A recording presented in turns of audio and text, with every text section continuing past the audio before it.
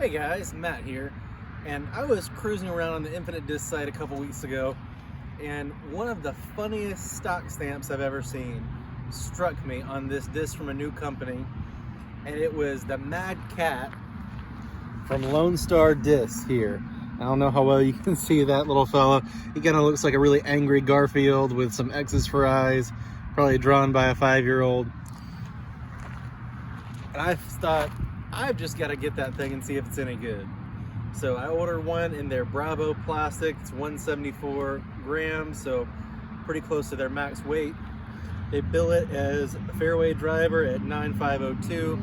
Haven't got to throw it very much yet, so we'll find out how it throws together. And feeling it, it's nice, like somewhat gummy plastic, like in between Star and G-Star.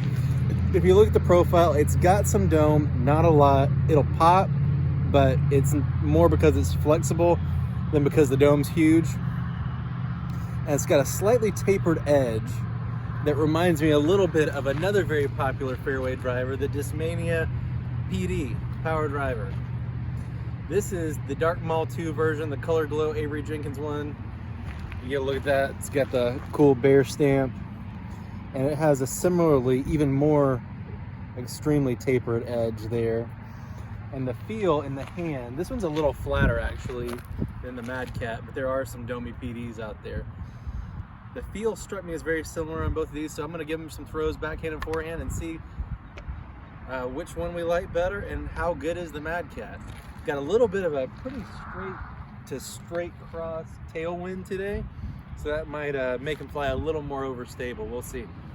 See how they do.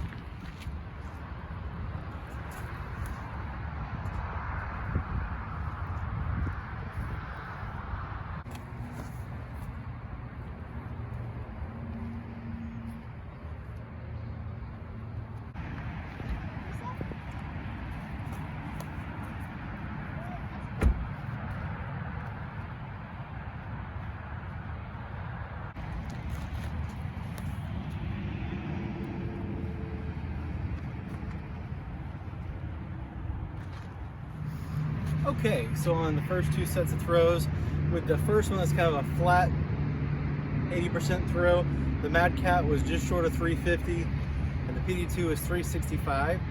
When I put them on a little bit of a higher line, a little bit of flex, the PD2 went 402 and the Mad Cat was right beside it at 406. So they both can take a little bit of power and seem to like that higher line, especially with a little bit of a tailwind.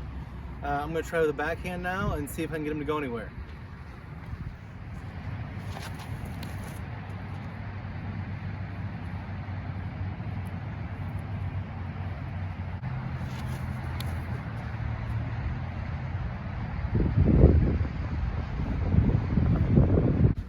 Okay, so both of these guys went just a little bit over 300 feet with good skip.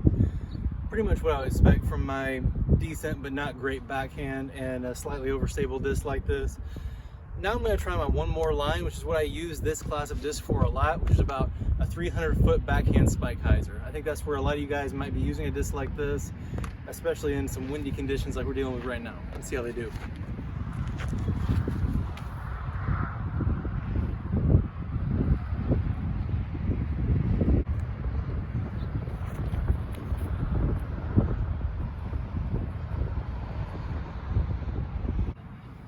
Okay, so the spike hyzers were okay. They were in the high 200s. The Mad Cat petered out like 275, and the PD was a little bit further. It was like 290. Overall, really impressed with both discs. I throw the Dark Maul 2 PD in my glow bag, and I mainly use it for backhand hyzers or forehands where I don't want to torque it over too much, just let it ride straight for a long time. The Mad Cat, I gotta say, is impressive in how similar it is to a classic disc. I've seen some people online comparing it to a Thunderbird.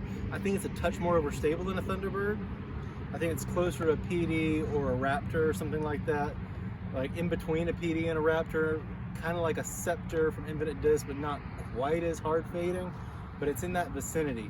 I think if these came out flat topped instead of just a little bit domey, that it would be firmly in the overstable category, but It's definitely more overstable than some of those discs being compared to.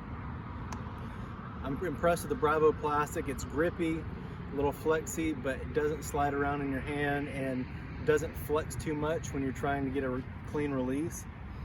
The stamp's really funny. I gotta say, it's all right, all right, all right. Good job with this one, guys.